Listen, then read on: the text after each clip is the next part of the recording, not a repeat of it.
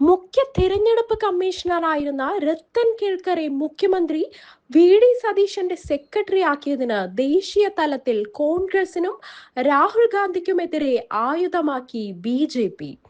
ബംഗാൾ തെരഞ്ഞെടുപ്പിന് പിന്നാലെ മുഖ്യ തെരഞ്ഞെടുപ്പ് ഓഫീസറെ അധികാരത്തിലേറിയ സുവേന്ദു സർക്കാർ ചീഫ് സെക്രട്ടറി ആക്കിയപ്പോൾ മോഷണം വലുതാണെങ്കിൽ പ്രതിഫലവും വലുതാണ് എന്ന് രാഹുൽ ഗാന്ധി വിമർശിച്ചത് വലിയ ചർച്ചയായിരുന്നു.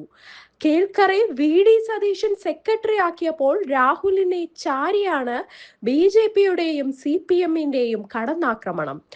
കേൽക്കർ നിയമനത്തിൽ രാഹുലിന് മിണ്ടാട്ടമില്ലെന്ന് BJP ദേശീയ വക്താവ് അമിത് മാളവി അടക്കം വിമർശിച്ചു. ബംഗാളിലെ നിയമനത്തെ വിമർശിച്ച രാഹുൽ ഗാന്ധിക്ക് കേരളത്തിലെ നിയമനത്തിൽ മിണ്ടാട്ടമില്ലെന്നും BJP ആരോപിച്ചു. രാഹുലിന്റെയും കോൺഗ്രസിന്റെയും ഇരട്ടത്താപ്പെന്നാണ് കുറ്റപ്പെടുത്തൽ. രത്തൻ കേൽക്കറുടെ നിയമനം തെരഞ്ഞെടുപ്പ് അട്ടിമറിക്ക് സഹായിച്ചതാണോ എന്നാണ് മുൻ കേന്ദ്രമന്ത്രിയും കഴക്കൂട്ടം MLAയുമായ V മുരളീധരൻ ചോദിച്ചത്. BJPയുമായുള്ള ഡീലിന്റെ ഭാഗമാണെന്ന ആക്ഷേപമുയർത്തി CPMും വിവാദം കടുപ്പിച്ചിട്ടുണ്ട്. രാഹുൽ ഗാന്ധി ആരോപിച്ചതുപോലെ ബംഗാൾ മോഡലാണ് കേരളത്തിലുമെന്നാണ് CPM വിമർശിക്കുന്നത്. തെരഞ്ഞെടുപ്പ് കാലത്ത് പോലും ഇല്ലാത്ത ആക്ഷേപം ഇപ്പോൾ അതിശക്തമാക്കിയിരിക്കുകയാണ് CPM സംസ്ഥാന സെക്രട്ടറി MV ഗോവിന്ദൻ അടക്കമുള്ളവർ. മികച്ച ട്രാക്ക് റെക്കോർഡാണ് കേൽക്കറുടെ നിയമനത്തിന് കാരണമെന്നാണ് മുഖ്യമന്ത്രിയുടെ ഓഫീസിന്റെ വിശദീകരണം. മുഖ്യമന്ത്രിയുടേതായിരുന്നു ചോയ്സ് എന്നാണ് കോൺഗ്രസിന്റെ നിലപാട്. നിയമനത്തിൽ രാഷ്ട്രീയമില്ലെന്നും കാര്യശേഷിയുള്ള ഉദ്യോഗസ്ഥനുമെന്നാണ് മന്ത്രിയും KPCC പ്രസിഡന്റുമായ സണ്ണി ജോസഫ് പ്രതികരിച്ചത്.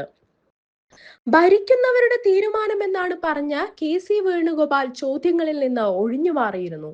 സംസ്ഥാന കോൺഗ്രസ് നേതാക്കൾ കാര്യമായി പ്രതികരിക്കാതിരിക്കുമ്പോൾ KCയുടെ ഒഴിഞ്ഞുമാറലിൽ ദേശീയ നേതൃത്വത്തിന്റെ കൂടി നീരസമാണ് പ്രകടമായതെന്ന സൂചനയാണുള്ളത്.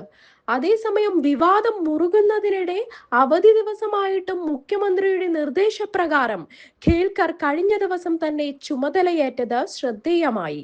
അതേസമയം മുഖ്യമന്ത്രിയുടെ പുതിയ സെക്രട്ടറിയായി IAS ഉദ്യോഗസ്ഥൻ രത്തൻ കേൽക്കറെ നിയമിച്ച നടപടിക്കെതിരെ കടുത്ത വിമർശനവുമായി CPI സംസ്ഥാന സെക്രട്ടറി ബിനോയ് വിശ്വം. കേന്ദ്ര തെരഞ്ഞെടുപ്പ് കമ്മീഷന്റെ വിവാദ നയങ്ങൾക്കൊപ്പം നിലകൊണ്ട ഒരു ഉദ്യോഗസ്ഥനെ മുഖ്യമന്ത്രിയുടെ സെക്രട്ടറി ആക്കുന്നത് ജനങ്ങൾക്കിടയിൽ വലിയ ചോദ്യങ്ങൾക്കും സംശയങ്ങൾക്കും വഴി തുറക്കുമെന്ന് അദ്ദേഹം പ്രസ്താവനയിലൂടെ ഓർമ്മിപ്പിച്ചു. ജാതിയും മതവും നോക്കി വോട്ടവകാശം നിഷേധിക്കുന്ന കേന്ദ്ര നയങ്ങൾ നടപ്പാക്കിയ ഉദ്യോഗസ്ഥരെയാണ് സാധാരണയായി BJP ഭരണകൂടങ്ങൾ തങ്ങളുടെ ഉപദേഷ്ടാക്കളാക്കാറുള്ളത്. ബിനോയ് വിശ്വം കുറ്റപ്പെടുത്തി. BJP ഭരണകൂടങ്ങൾ കാണിക്കുന്ന അതേ വഴിയിലൂടെയാണോ ഇപ്പോൾ കേരള സർക്കാരും സഞ്ചരിക്കുന്നതെന്ന് ബിനോയ് വിശ്വം ചോദിച്ചു.